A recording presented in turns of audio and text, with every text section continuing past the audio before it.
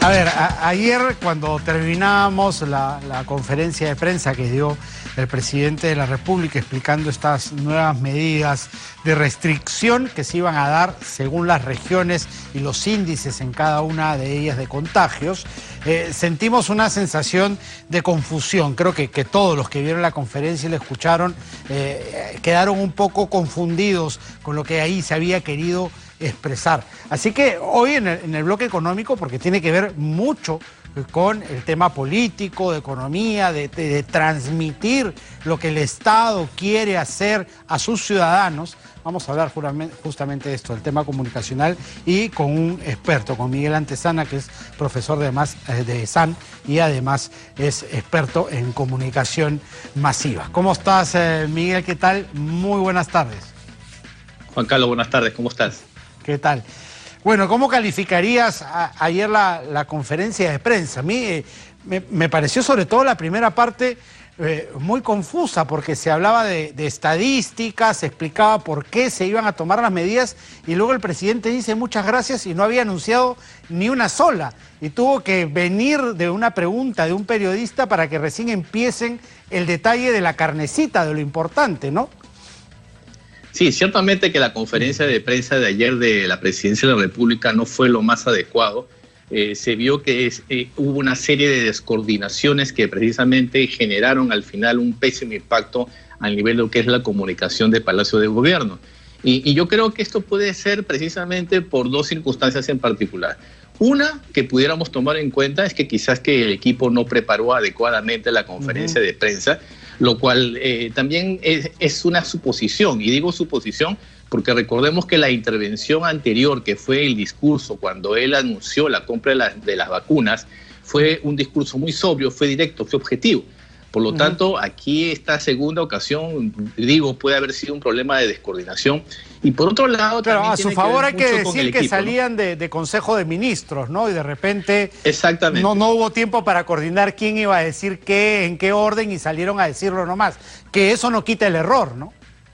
Exactamente, a eso iba también. Hay que tomar en cuenta también el momento, ¿no?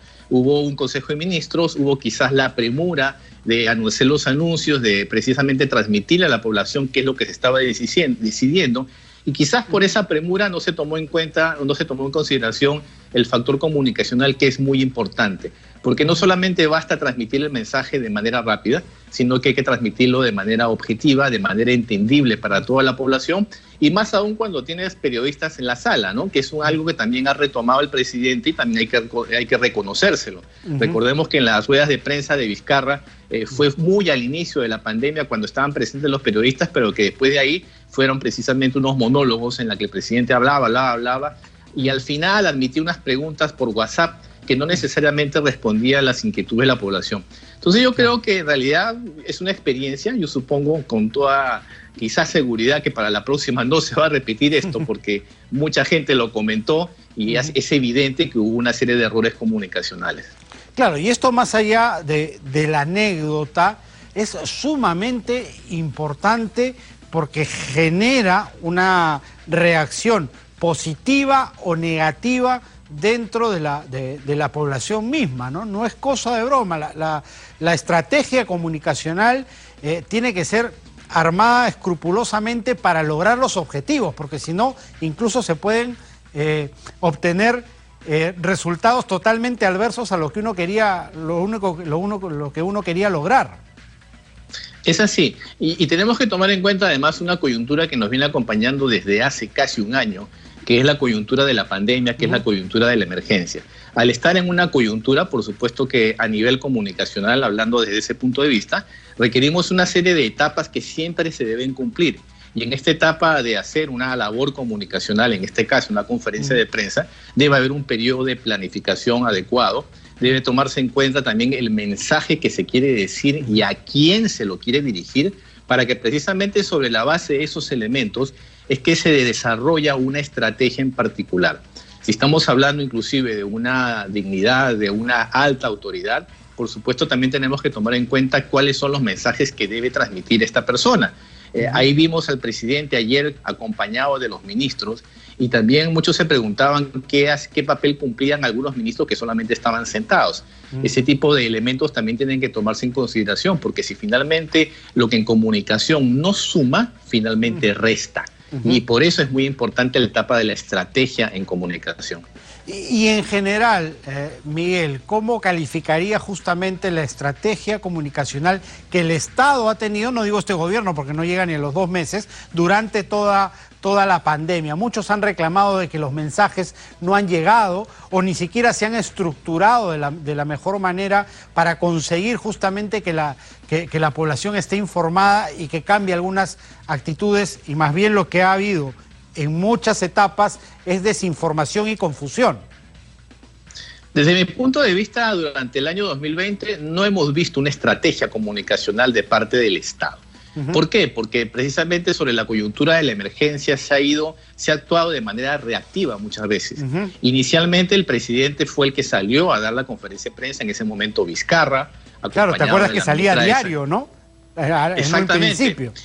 Y quizás había una conexión porque la gente en ese momento necesitaba información de manera diaria, precisa.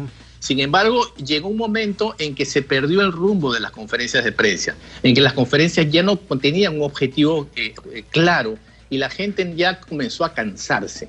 Si bien al inicio sintonizaba con el presidente, esperaba el mensaje del presidente al mediodía, llegó un momento que la gente ya se cansó, ya se hartó, porque entonces no habían novedades y sobre todo no habían resultados. Y eso es muy importante a nivel de lo que es la comunicación gubernamental. No se puede basar estrictamente o solamente en anuncios, sino que tiene que venir acompañado de acciones, de resultados.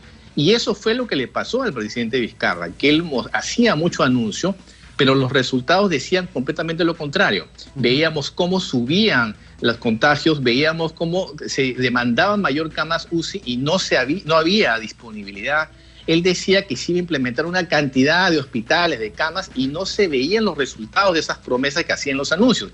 Entonces, cuando no hay una relación directa entre lo que prometes, lo que anuncias, con lo que logras, entonces ahí comienza el descrédito y comienza a perderse esa conexión con la población. Como tú bien has dicho también, en el caso del presidente Sagasti, apenas tiene 2 meses, está precisamente intentando conectarse adecuadamente con la población. Hasta ahora en los intentos, digamos que está en el medio, ¿no? Porque quitando la conferencia de ayer, que ya sabemos cómo la hemos calificado, ha tenido también oportunidades de mostrarse alguna reacción rápidamente. Con el tema de las vacunas, por ejemplo, es un resultado concreto. Y cuando lleguen el primer lote de vacunas, eso seguramente va a fortalecer la imagen del gobierno, porque ya estamos viendo hechos, no solamente promesas, sino que resultados concretos. Perfecto. ¿Tú sientes que además del discurso del líder, del presidente o de los ministros, no ha habido una carencia de, por ejemplo, toda una estructura comunicacional que acompañe eso?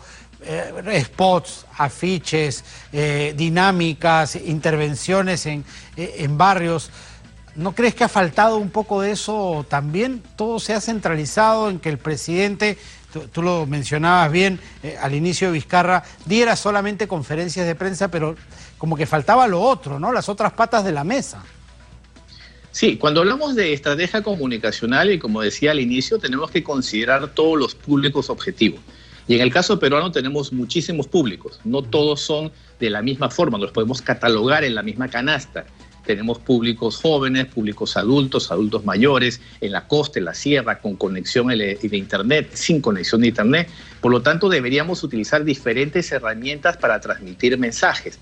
E inclusive, un mismo mensaje no puede ser transmitido de la misma manera, porque todos son receptores de distintas formas de los mismos mensajes. Entonces ahí tiene que diseñarse. Eso no implica que tenga que utilizarse necesariamente estrategias de publicidad.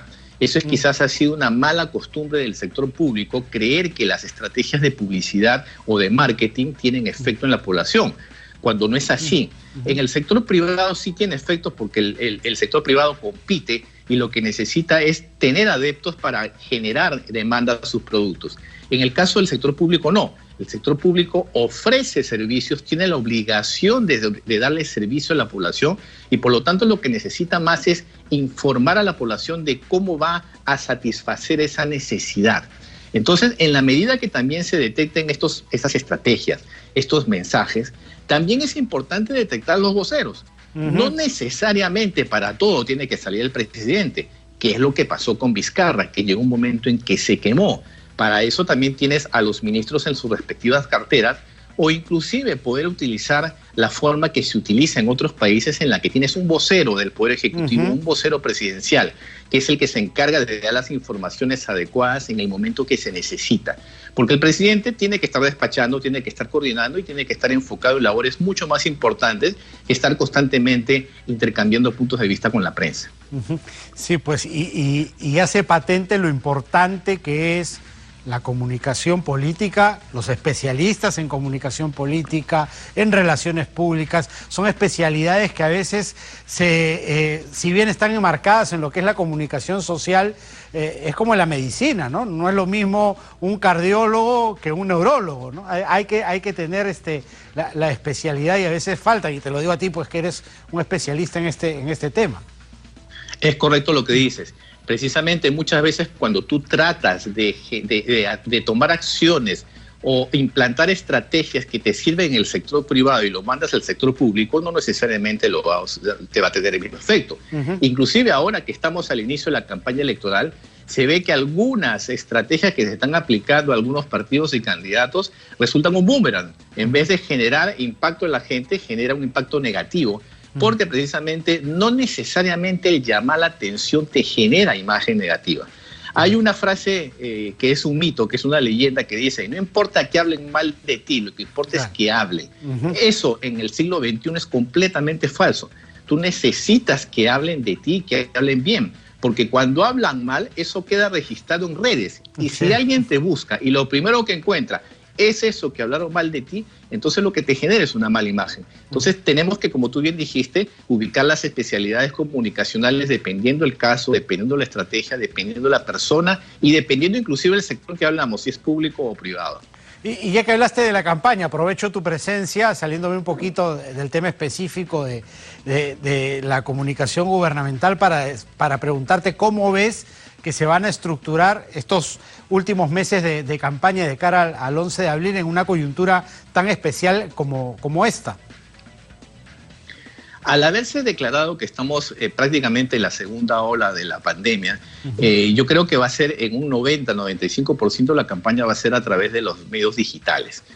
También, por supuesto, va a ser la presencia de la franja electoral, que tiene con recursos del Jurado Nacional de Elecciones para que haya presencia en los medios tradicionales, pero yo creo que básicamente la campaña se va a basar en los medios digitales.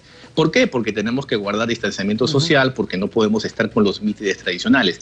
Y eso va a obligar entonces que los mensajes que se transmiten en redes sociales se hilen de manera muy fina. Porque si bien los jóvenes van a tener el acceso directo y más rápido a estos mensajes, ellos a su vez se van a convertir en vehículos de comunicación que van a transmitir esos mensajes a las otras generaciones. Tú no puedes pretender, por ejemplo, que un adulto mayor esté pegado con un celular en la mano o que esté buscando... Además, la conectividad, la digitalización del país es bastante baja, ¿no? Exactamente. Entonces hay un grupo de personas que va a recurrir a la gente joven o que va a recurrir a los voceros, a los líderes de opinión que existen a nivel de redes sociales, que son perfiles completamente distintos a los líderes de opinión que teníamos en el siglo XX. Por lo tanto, aquí precisamente tiene que elaborarse una estrategia muy bien diseñada para que entonces los mensajes impacten de manera positiva. Porque así como las redes sociales te pueden poner en vitrina muy rápidamente, las redes sociales también te destruyen rápidamente y con sustento. Y eso es muy importante que tengan en cuenta los comandos de campaña. No es solamente estar ahí, sino hay que estar ahí y tener en la mente del elector y saber qué cosa le propones. Una cara bonita no va a vender en esta campaña. En esta campaña que estamos además en un entorno de crisis económica y de salud, lo que va a impactar verdaderamente es qué cosa le ofreces al elector. Perfecto. Muchísimas gracias, como siempre, Miguel, por estar aquí con nosotros. Un gusto, Juan Carlos. Hasta luego. Hasta luego. Miguel Antezana, comunicador político y además profesor de SAN, ha estado con nosotros. Cerramos así nuestro bloque económico.